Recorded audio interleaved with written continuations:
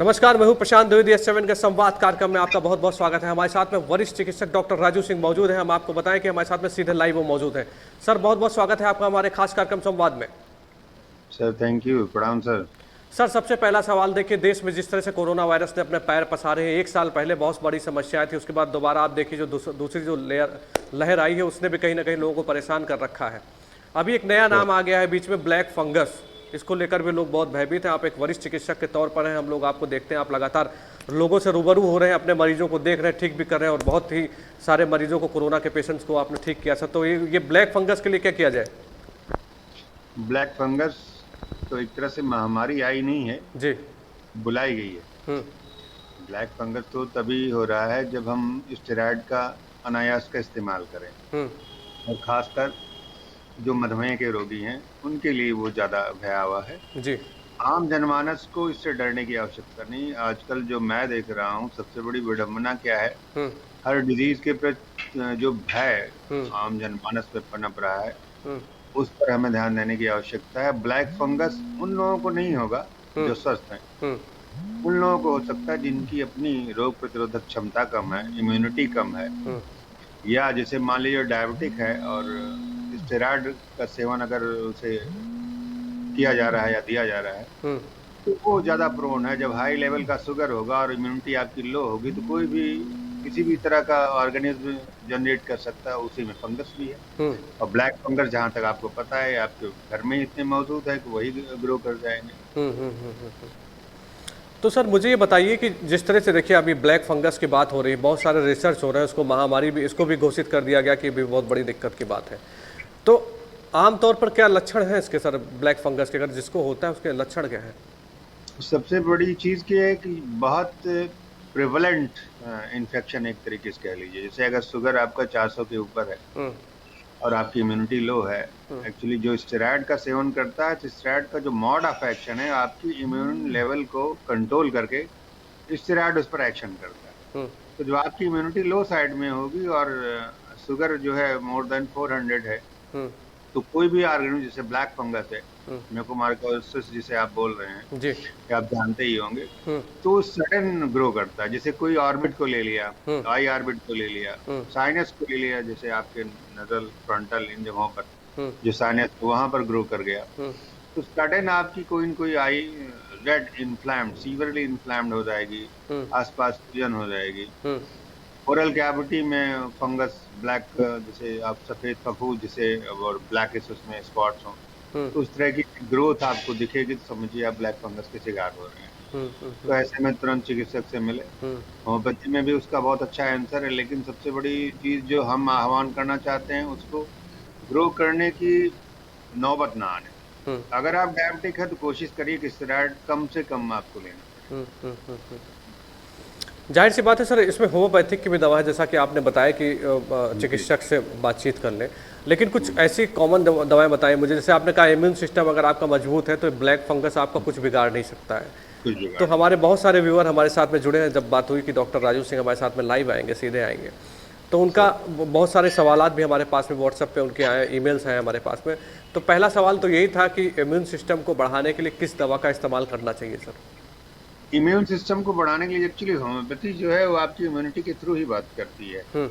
हमारे यहाँ ये कहा ही गया है कि आइडियल हेल्दी ह्यूमन बींग्स को होने के लिए सबसे ज्यादा आवश्यक है कि आपकी जो वाइटल फोर्स है, जो इम्यूनिटी है, that should be hmm. Proper. Hmm. अब जैसे हम लोग देते हैं जलसीमम है, आर्सेनिक है, कैम्फर आजकल दे रहे हैं इसमें। हम्म। आपका जो कोविड आजकल बहुत प्रेवलेंट रहा है, हम्म। अभी पिछले 4-5 हफ्तों से तो हम लोगों ने देखा बाढ़ सी थी हम्म। कोविड हम्म। फीवर्स की। हम्म। तो इन सब में जलसीमियम, कैम्फर और आर्सेनिक का बड़ा अच्छा रिजल्ट आया। इवन जो कोविड के पेशेंट्स आए भी हैं, हम्म। उनके अटेंडेंस को हम लोगों ने दिया है, तो उन्हें नहीं हुआ। हम्म। तो इम्यूनिटी को अच्छा रखने के लिए एक तो आपको थोड़ा बहुत अपने आप को एक्सपोज रखना हम्म। पड़ेगा। एक्सपोज मीन्स हम्म। कि अपने आप को एकदम रिस्ट्रिक्ट मत करिए, फिजिकल एक्टिविटीज जरूर रखिए हम्म। जिससे आप फिट रहें। हम्म। सबसे बड़ी दिक्कत आजकल की जो सीडेंट्री लाइफ है, सुबह से शाम तक आप सिर्फ काम कर रहे हैं, आप 20 मिनट भी अपने शरीर को नहीं दे रहे हैं। हम लोग तो कहते हैं 45 मिनट्स एटलीस्ट दीजिए। जी।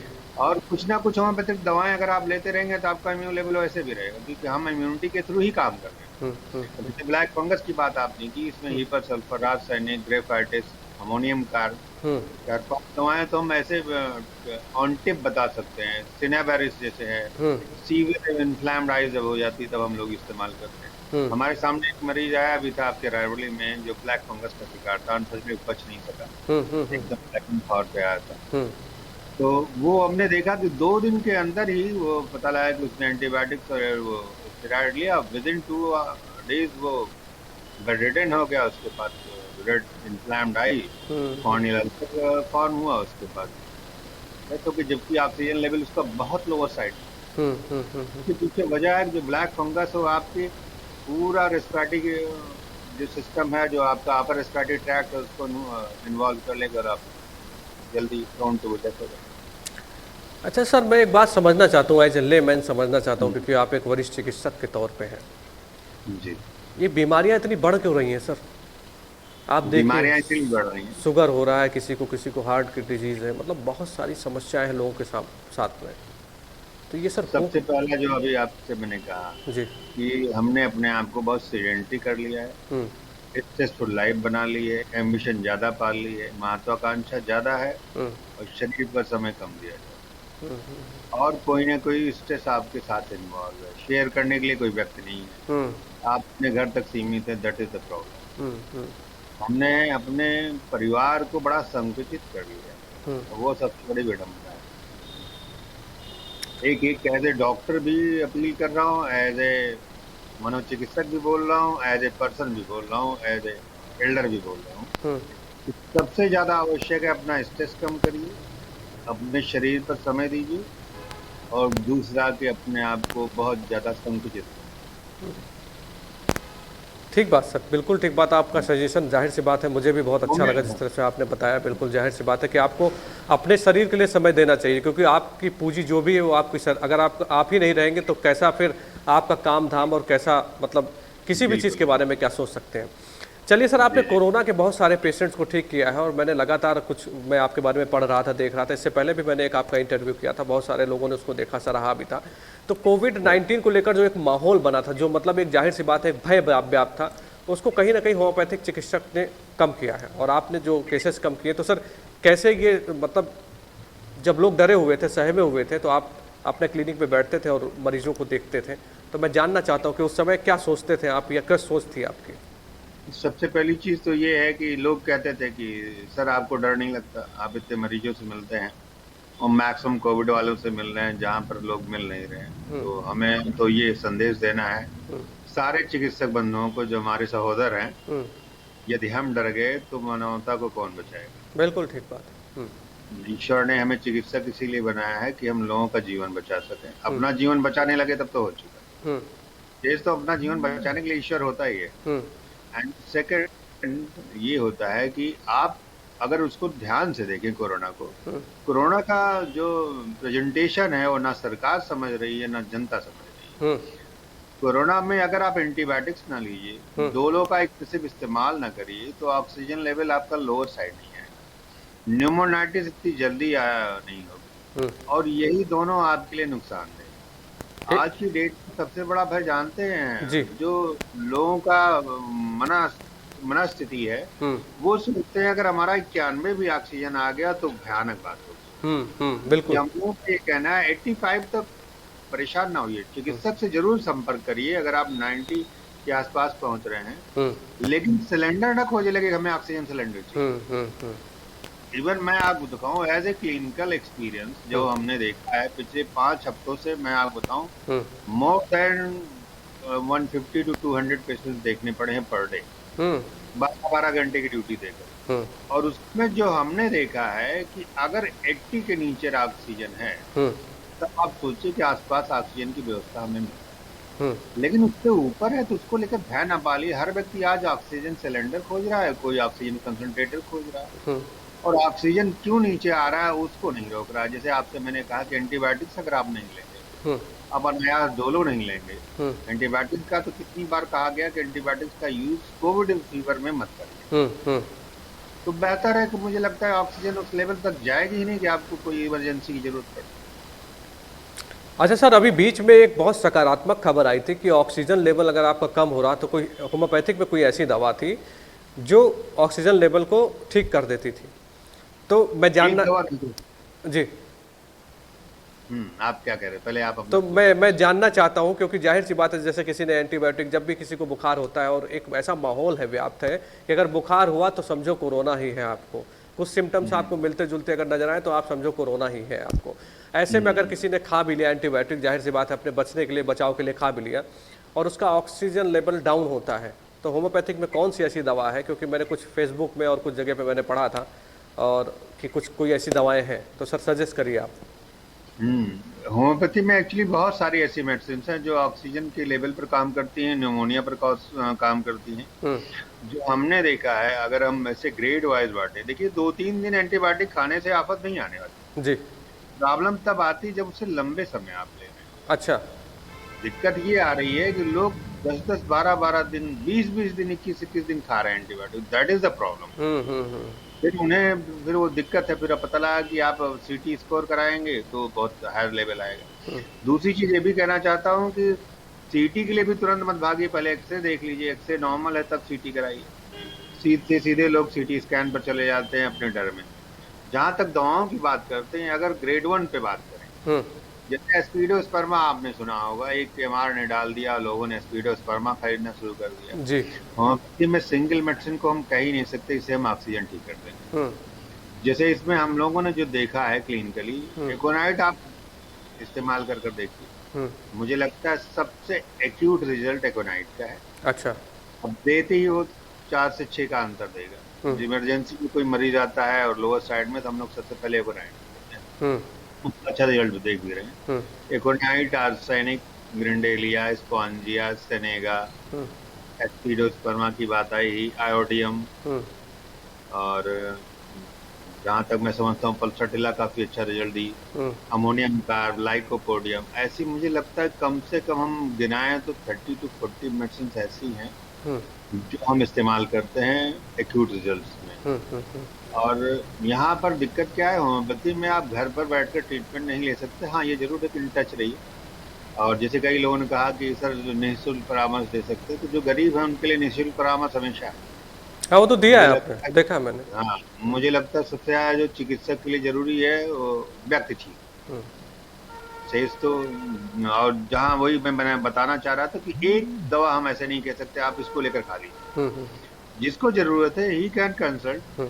और मुझे लगता है उसका बहुत अच्छा रिजल्ट है। हम्म। कोशिश करिए वायरल बुखार में हम्म। एंटीबायोटिक्स का सेवन ना करें तो बेहतर है। हम्म। कोई होम्योपैथ अच्छा आसपास हो उसको दिखा लें, आयुर्वेद दिखा लें। आयुर्वेद के बारे में कमेंट इसलिए नहीं कर सकता, मैं उसका एक्सपर्ट हम्म। नहीं, लेकिन होम्योपैथी में आसपास कोई होम्योपैथिक चिकित्सक हो तो वायरल जनित जितनी भी बीमारियां हैं सबसे पहले उसको आजमाएं। अच्छा सर। केस इमरजेंसी में देखा जाए तो ये करिए। देखिए सर, ऐसा माहौल बना हुआ है, इस बीच में कुछ ऐसा दिखाई पड़ा कि मतलब जिस तरह से एक आक्रमण कहिए अगर हो गया, तो आजकल बहुत चीज़ें वायरल हो रही हैं। बड़ी समस्या तो ये है कि किसी ने फेसबुक में डाल दिया कि नहीं भाई होम्योपैथिक की ये दवा बहुत अच्छी है, तो लोग उसी के लिए हम्म, लाइन लगाए हुए हैं।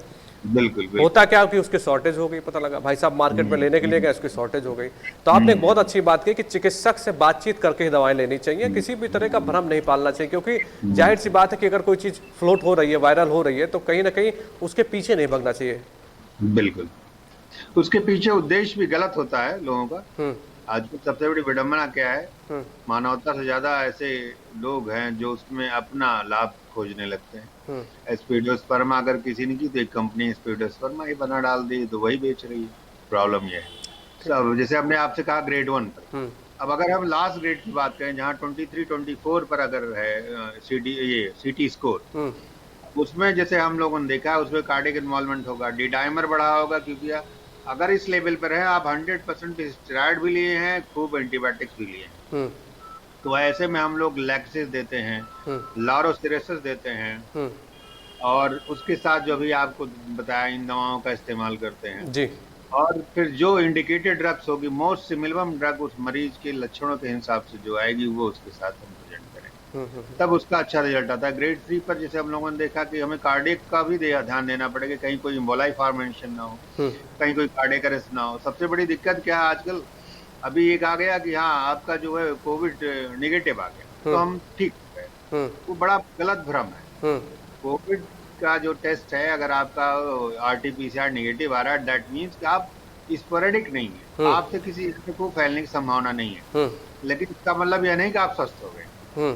स्वस्थ आप तभी हैं जब आप सीटी पर, एक्सरे पर आपका लंग्स क्लियर आए, तब आप स्वस्थ माने जाएंगे और कोई फीवर ना हो, कोई कॉम्प्लिकेशन। जी। अच्छा, एक बात सर आपने और अच्छी कही कि लोग लगातार जो सीटी स्कैन करवा रहे हैं, जी, कहीं ना कहीं वो लोग को नुकसान भी करता है। क्योंकि मैं कुछ रिपोर्ट्स को पढ़ रहा था, मैं थोड़ा सा रिसर्च करता हूँ जब भी आने से पहले, बातचीत करने से पहले, कि कुछ सवालात ऐसे निकाल के लाए जाएं जो बेसिक सवालात हैं। और जाहिर सी बात है एक अच्छा खासा अमाउंट देते हैं, 5,000 4,000, जैसे भी सिटी स्कैन का जो भी चल रहा है। अब तो आज उत्तर प्रदेश सरकार ने हालांकि गाइडलाइंस जारी कर दी सिटी स्कैन को लेकर भी, उन्होंने मानक तय कर दिए हैं कितने में क्या करना है। लेकिन सर ये क्या हार्मफुल भी होता है, नुकसानदायक भी होता है सिटी स्कैन करवाना? बिल्कुल, तभी हमने कहा सीटी स्कैन तब कराएं जब उसकी आवश्यकता हो। पहले एक्सरे कराइए, 300 रुपीज का एक्सरे है, उसको करा लीजिए। आप 4,500 5,000 क्यों बर्बाद कर रहे हैं? और चिकित्सक से पूछिए ना, स्वयं क्यों जा रहे हैं। और चिकित्सक को भी तय करना चाहिए उसे वाकई में कराना है अथवा नहीं। सीटी स्कैन एक फॉलोअप के रूप में हम देख सकते हैं। यदि मान लीजिए सीटी हमने एक्सरे कराया और एक्सरे में इन्फेक्शन इस लेवल का दिख रहा है, then we should go for CT scan. और सीटी स्कैन बार बार रेडिएशन है एक तरीके से, वो भी आपको हार्म ही करेगा कहीं न कहीं, लगातार करेंगे। और दूसरी चीज, वो सीटी स्कैन की बात छोड़िए, जो आप दवाएं ले रहे हैं, अभी एंटीबायोटिक्स की बात हमने की जी, स्टेरॉइड की बात की। स्टेरॉइड का अभी लगातार कहा जा रहा है स्टेरॉइड का ज्यादा सेवन है। आप क्यों कर रहे हैं? आप जानते हैं इस कोविड के टेस्ट और कोविड के जो ट्रीटमेंट है, इसके बाद आप ऑटोइम्यून डिजीज के जो सफरर होंगे उसके लिए भी सतर्क रहिए। इस पर ध्यान नहीं दे रहे हैं लोग। पता लगा आप 20 दिन 22 दिन L2 हॉस्पिटल में पड़े हुए हैं, जबरदस्ती पड़े हुए हैं। डॉक्टर कह रहा है आप जाइए, फिर भी नहीं जा रहे हैं। आप डर के कारण नहीं जाना चाह रहे हैं। प्रॉब्लम क्या है, उससे आप अपनी ऑटो इम्यून डिजीज क्रिएट कर रहे हैं। कहीं न कहीं आप अन्य डिजीज के सफर बाद में होंगे जो आप दवाएं ले रहे हैं। तो इसके लिए जरूर सतर्क रहिए जी। आपका जीवन बहुत लंबा है, बहुत बड़ा है, 4 दिन का नहीं है, उसको भी सोच कर चलिए।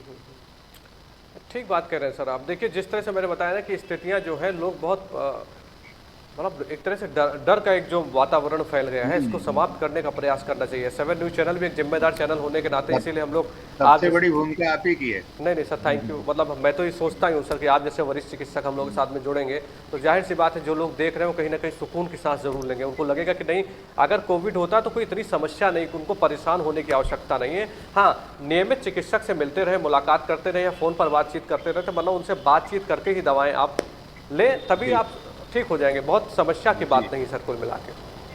जो आपने कहा ना कि कोविड का मतलब मौत का फरमान नहीं है, ये दिमाग से निकाल दें जी। इसी को लेकर ठीक होने वाली बीमारी है। आप अपने आप को फिट रखेंगे तो बड़ी से बड़ी बीमारियां परास्त हो जाएंगी। लेकिन जब आप डर कर अपने आप को ही कमजोर कर लेंगे तो कैसे लड़ेंगे? मैसेज सिर्फ ये देना है। ठीक बात सर, ठीक बात। मैं तो सर देखता हूँ आप लोगों को, जैसे आपकी भी फैमिली है, बच्चे हैं जी, घर परिवार है आपका, और आप जब उस क्लिनिक से बाहर जाते हैं, जाहिर सी बात है, आप बताया कि आपने 2-2 250 मरीजों को देखा एक टाइम पे, 12-12 घंटे आप बैठे, और जो आपके लगातार भी बैठना पड़ रहा है। अच्छा अच्छा सर, मुझे एक बात ये भी नहीं हो जा रहा है। अच्छा, तो सर मुझे एक बात बताइए आप कि क्या मनोदशा होती है? मतलब आप चिकित्सक हैं, ठीक है, आप अपनी ड्यूटी को निभा रहे हैं, लेकिन जब आप घर की दहलीज में पैर रखते हैं तो कभी मन में बात आई आपको, खटकी कि यार ऐसा तो नहीं कि मेरी वजह से मेरे परिवार को कोई प्रॉब्लम हो जाए? होती है, ऐसा नहीं होती, प्रॉब्लम होती है, लेकिन जो ज्यादा इम्पोर्टेंट होता है जिया उसे जाता है। क्या प्राथमिक है वो इम्पोर्टेंट है।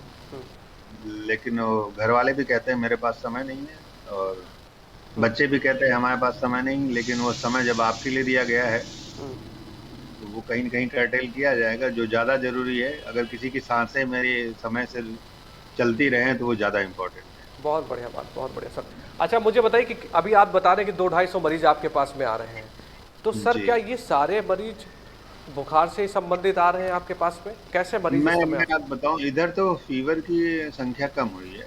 शुरुआत में पिछले 2 हफ्ते पहले अगर आप बात करें तो मुझे लगता है कि कम से कम 70% फीवर के मरीज रहते थे, और जानते 200-250 मरीज क्यों हो जाते हैं? उसमें पता लगा कि हम देख रहे हैं 110, 120, 125 पेशेंट। हम्म, केस रिपीटेड हैं, जैसे मैंने कल देखा है, हम्म, परसों देखा है, तो इतने भयग्रस्त हैं, सर आज ऑक्सीजन इतना है, आज फीवर इतना है। और उनको भी हम पैनिक नहीं कर सकते, प्यार से उन्हें बताना पड़ता है, बेटा डरिए नहीं, हम्म, बेटा डरिए, ध्यान रखिए, वो ठीक हो जाएंगे। 36 घंटे तो दीजिए कम से कम। जी, कुछ लोग ऐसे रहे हैं, सुबह दिखाए हैं, शाम को फिर आ गए हैं, सर ये। तो वो जो भय है वो बहुत परेशान किया हम चिकित्सकों को भी, और जो पीड़ित है उसको, हम्म, तो जाहिर सी वो बात है। ज्यादा लोग बना देता है। देखिए जाहिर सी बात है सर, क्या है कि जो पेशेंट है मतलब आपके पास में आता है तो उसको कहीं ना कहीं लगता है कि नहीं मैं बातचीत कराया तो मैं मतलब उसको सुकून एक तरह से मिलता है। और जिस तरह जी से आप लोग अपनी ड्यूटीज़ को निभा रहे हैं वो अपने आप में सर बहुत कुछ बयां कर रहा है। और मैं तो मतलब आप लोगों को सैल्यूट करता हूँ, आपकी सेवा को सैल्यूट करता हूँ कि जिस तरह से आपके पास में जो निर्धन लोग भी आते हैं जिनके पास पैसे नहीं हैं उनको भी आप देख लेते हैं। और हम जो मुझे पता है कि आप उनको दवाएं भी उपलब्ध करा देते हैं, वो सर अपने आप में बहुत बड़ी बात है, क्योंकि जो गरीब और आम आदमी वो इस समय सबसे ज़्यादा परेशान है। और एक आप समाज नहीं, सेवी के तौर पे भी हैं। कैटलिस्ट तो आप ही हैं, और प्रेरक आप जैसे लोग हैं जी। जो अच्छा करने को कहते हैं, कोशिश की जाती है। कुछ लोग ऐसे भी हैं, कभी कुछ इमरजेंसीज पर भी बात की जाती है, लेकिन चक्कर क्या है, हम भी इंसान हैं। हम्म, कोई अगर बैठा है और कोई तीसरा व्यक्ति अगर पीड़ा में आता है, तो उसको देखने के लिए भी एक बहाना चाहिए होता है कि हम उस इमरजेंसी में कैसे देखें। शेष तो अगर ईश्वर अगर ने कहीं से और दिया होता खाने कमाने का, तो मुझे लगता है फ्री ऑफ कॉस्ट भी की जा सकती है। जब पीड़ित होता है व्यक्ति, तो सबसे ज्यादा जरूरी होता है उसकी पीड़ा, बिल्कुल। फिर अपना ध्यान नहीं रहता। तो चलिए आप सर। ही जैसे।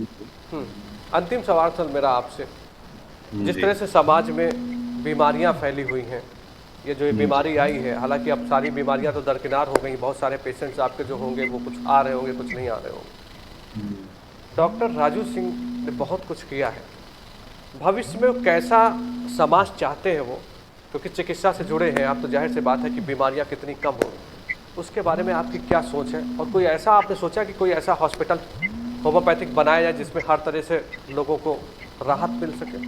कोई सोच है, कोई हमें तो ड्रीम? ये जी हमें तो ये लगता है सबसे ज्यादा जो आवश्यक है, जितने भी हॉस्पिटल्स हैं किसी भी विधा के, जी।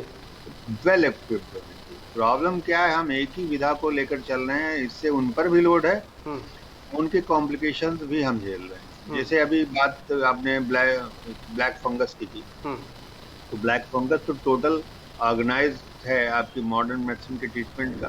जी। आप अगर स्टेरॉइड नहीं लें, आपका शुगर इतना तेजी से बाउंस ना, इवन जो नॉर्मल पेशेंट्स हैं जिनको शुगर रहा भी नहीं है, उनकी शुगर बाउंस कर जा रही है स्टेरॉइड लेने के बाद। हम्म, तो वजह क्या है? क्योंकि आपने अल्टरनेटिव मेडिसिन को इतना तगड़ा बनाया नहीं, इतना मजबूत नहीं हम्म, बनाया। आज की डेट में लोग एलर्जी, थायराइड, हाइपरटेंशन, शुगर, इन सब इतनी फिजूल में दवाएं खा रहे हैं जो बहुत आसानी से 1-1.5 साल में ठीक कर सकते हैं।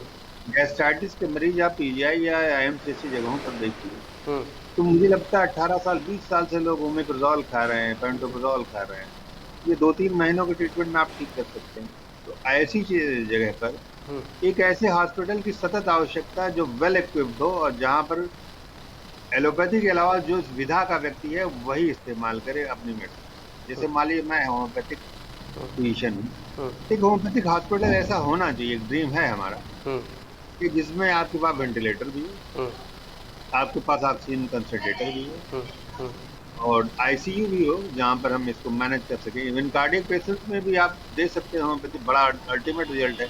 जी। कितने लोग आप सोचिए कि बाईपास के लिए जाते हैं जिनको बाईपास की आवश्यकता नहीं है, हम्म, बहुत आसानी से वो ठीक हो सकते हैं, और उसके बाद बाईपास होने के बाद लगातार एस्पिरिन खा रहे हम्म, हैं। एस्पिरिन क्यों खा रहे हैं? क्योंकि आप मेटालिक स्टेंट यूज कर रहे हैं हम्म, बाईपास। हम्म, एस्पिरिन का कोई रोल एथेरोस्क्लेरोसिस पे नहीं है, ये कहा जाता है खून पतला करने के लिए ले रहे हैं। ले उसकी रहे हैं। कॉम्प्लिकेशन आप अलग से ले रहे हैं, हम्म, आपको ब्रेन हेमरेज तक हो जा रहा है, हम्म, कहीं और प्रॉब्लम हो जा रही है आपको। हम्म, तो सबसे बड़ी विडंबना क्या है, इन चीजों से दूर हटकर हमें ऐसा समाज बनाने की आवश्यकता है हम्म, जहां पर ट्रीटमेंट ऐसा हो जिसमें साइड इफेक्ट्स निल हो, हम्म, और जिस चीज का आप इलाज ले रहे हैं उसकी जगह पर दूसरी बीमारी का जनक ना बने। मतलब वो इलाज किसी अन्य बीमारियों का जनक ना बने। अब जैसे आप कोविड का ट्रीटमेंट ले रहे हैं, तो आप हम्म, ब्लैक फंगस का शिकार हो रहे हैं। हम्म, कोविड का ट्रीटमेंट ले रहे हैं तो सोरियासिस का शिकार हो रहे हैं। हम्म, कोविड का ट्रीटमेंट ले रहे हैं तो हो सकता है हाइपोथायराइडिज्म डेवलप हो जाए। हम्म, जितनी ऑटोइम्यून डिजीज है, मैंने कहा कोई भी ऑटोइम्यून डिजीज क्रिएट हो, हम्म, हम्म, तो इससे बचने के लिए सबसे बड़ी जरूरत है हम्म, अन्य जो विधाएं हैं उनके हॉस्पिटल वेल इक्विप्ड जरूर आए। हम्म, चलिए सर, बहुत बढ़िया लगा आपसे बातचीत कर कर। मेरे ख्याल से जो लोग मुझे आपको देख रहे होंगे, सुन रहे होंगे, उनको कहीं ना कहीं बहुत सकारात्मक तौर पर वो आगे बढ़ेंगे और आपकी बातों को समझेंगे। और जिस तरह से आपके जो सपनों का हॉस्पिटल है, ईश्वर करे वो बहुत जल्द बने, और जो भी आपने सोचा है वो बहुत जल्द पूरा हो। सर बहुत बहुत धन्यवाद हमसे आपसे सीधे बातचीत करने के लिए, लाइव जुड़ने के लिए। थैंक बहुत यू बहुत धन्यवाद। सर, प्रणाम सर। प्रणाम थैंक सर। यू। तो ये थे वरिष्ठ चिकित्सक डॉक्टर राजू सिंह, जो सीधे हमारे साथ में लाइव जुड़े थे। मैं आपको बताऊं कि डॉक्टर राजू सिंह के द्वारा लगातार कोरोना के कई सारे पेशेंट्स को ठीक किया गया है।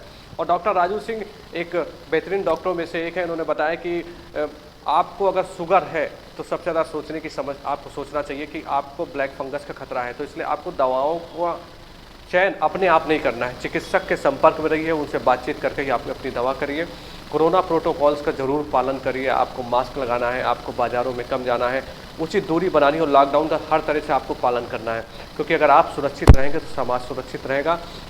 मेरी आपसे रिक्वेस्ट है कि आप हमसे जुड़ने के लिए आप हमारे फेसबुक पेज को लाइक कर सकते हैं, आप हमारे यूट्यूब पे को सब्सक्राइब कर सकते हैं, जिसमें आपको हर खबर तुरंत मिलेगी। और X7 न्यूज़ चैनल एक जिम्मेदार चैनल होने के नाते लगातार आपको रूबरू कराता है, बड़ी बड़ी हस्तियों से बातचीत कराता है। इस समय हम डॉक्टर से लगातार बातचीत कर रहे हैं। जो आपकी समस्याएं, आप हमारे व्हाट्सएप नंबर पर आप सीधे मैसेज कर सकते हैं। 9454000013 पर आप एक मैसेज डाल सकते हैं। अगर आपकी कोई समस्या है तो अगर उसका कोई चिकित्सक हमारे पास में आएगा तो ज़रूर हम आपके सवाल उनसे पूछ के आपकी समस्याओं का निराकरण करेंगे। देखते रहिए 7 न्यूज़ चैनल। नमस्कार।